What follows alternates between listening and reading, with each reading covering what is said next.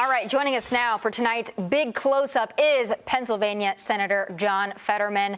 Senator, we're so happy to have you. We've been hoping to have you for a while now and happy that today is the day. I want to open with this. Last week, we saw House and Senate Democrats try to pass the War Powers Resolution to limit the president's authority in Iran. What is your message to your colleagues who still oppose this operation and not only oppose it, but would have the American people believe that it's been an epic failure? Well, for me, I would like to remind everybody that every single Democrat has always said that we must never allow Iran to acquire a nuclear weapon. Every single one. And now everyone that's run for president, whether that's Hillary Clinton or Kamala Harris, they all said the same thing. In fact, Kamala Harris, in late 24 during her campaign, she identified Iran was her top concern. You know, our greatest adversary. That was her quote. And now when Donald Trump has done something about that and now has made that virtually now impossible, you don't have to agree with on everything, but I don't understand why Democrats can't say that after this, it's made things more safe. It made the region more secure. And now if every single Democrat agrees that we should never allow that to happen, and now that does make that essentially impossible, I think that's a good thing, and I think that's been a very strong outcome so far. Senator, again, thank you for joining us. We truly appreciate it. You say what you mean what you say, and we appreciate that on this show. No matter what your opinions are, if we agree with them or not, that's the part of the debate part of this. When we talk about debate, I feel like in Congress we've kind of lost debate, and we've gone straight to we're going to whip the votes. If we have them, it happens in back rooms, and then we get to the floor and we vote. We've got this, the filibuster on the SAVE Act. There's a lot of things that we look back and watch movies like Mr. Smith Goes to Washington and ask ourselves, where are those statesmen at? Because they don't seem to be in front of the microphone or on the floor anymore. I'm going to ask you about the Department of Homeland Security. This is an important thing. It's not funded today because of ICE, which has funding. You've talked about this. I understand your position.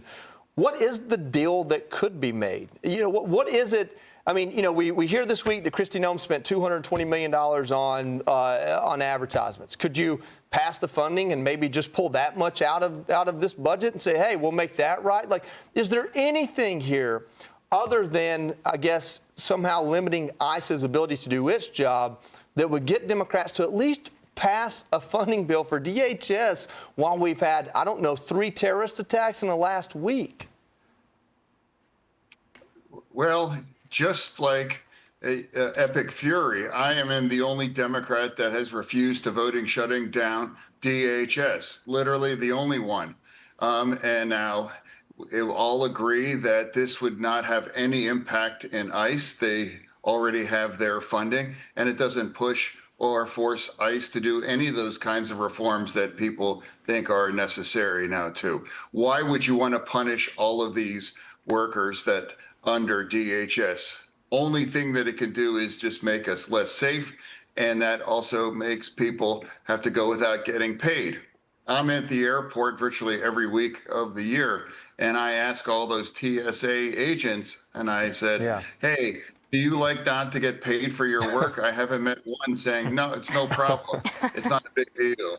So I truly don't understand that, other than it's just toxic for a Democrat to agree with something that maybe that the Republican side might agree with that. And now I know that, but it's very easy, more of a country over party, or I'm going to put those union workers over it, or America's security over what the base might demand. Senator, it's Guy Benson. Genuinely grateful to have you here. I have a question about the filibuster, because there are some Republicans now saying, and conservatives, hey, the GOP in the Senate should blow up the filibuster. Some people making this case, go nuclear, get rid of the filibuster. And the argument that's often made in favor of that is next time the Democrats have power, they're going to do it, because so many Democrats are on the record in support of doing away with the filibuster. I don't want that to happen, but I am concerned about your colleagues doing precisely that when they have the power. Do you know of any of your colleagues, they might not want to say it publicly, You don't have to name them, but do you know of any of your colleagues in the Senate who would still be opposed to changing the filibuster rules on legislation in the future? Well, I mean, I'd like to remind everybody that it wasn't just a couple of years ago. Every single Democrat, including myself, I campaign on this now to remove the filibuster. And now I was wrong. That was actually wrong for that. I would say that. And now, all of us, we love the filibuster. The Democrats love the filibuster. And it reminds people that it really was require us to work with the other side. So now that we're in a situation right now. So I think the real danger is it's just dangerous to make the Senate just essentially the same thing as the House and work as majority rules, and that could create a lot of more different flux. But now I think, we as the Democrats, we should acknowledge, we love the filibuster now. It wasn't just a couple of years ago that we all were calling to end that. And now I think it's appropriate to remind people and say, yes, we were wrong, with those beliefs too. Senator Fetterman, it's so great to have you on the show. Thanks so much. Clearly, you're a contrarian in your party. No bones about that. You have positions that your colleagues don't have. You've come out in support of this war effort. You've been a staunch supporter of Israel, just to name a few things. I want to know, honestly, is anybody in your party talking to you? When you see them in the hallways, do they look at you? Do they look away? Do you have any friends left in the Democratic Party? Well, I mean, I wouldn't refer to myself as a contrarian, but I'm a Democrat that I represent like a very, very important state like Pennsylvania, and it just forces you and reminds you got to be honest and recognize that there are both sides part of the American democracy. And now that does not mean just because we're in one party doesn't mean the other party is always wrong. And I'm going to agree with them, or I'm going to support the kinds of things it's absolutely right. Epic fury was absolutely necessary. And I don't know why we can't just say that this has made the world better and stronger right now. And now it's wrong to punish and shut down DHS because we want to make some changes on ICE, knowing absolutely that it has no impact on ICE to do that. The thing that I am learning is that the second time you agree with President Trump or the Republicans, you're punished or you're isolated and criticized. And I don't understand why we're in that situation. So, it's trying to find a way forward. And now sometimes, many of my colleagues are cordial and some are, not so much. Because I think we have to find a better way forward. We need each other on both sides. And now I can't imagine now. It's like it used to be we all would just rally around our military. But, I am not identified a single Democrat that has said positive things about epic fury right now, only criticized that, and also I just want to remind, all of the media, it's like they haven't seen the new leader of Iran, not one single time, not even his voice, demand some proof of life. Look at what Israel and America has accomplished now. It's really remarkable, kinds of thing. It's made the region much more safer and the world more secure. It wasn't that long. Democrats, we all agreed that Iran was a serious problem and we can never allow them to have a nuclear weapon. Why can't we say at least this is a good thing?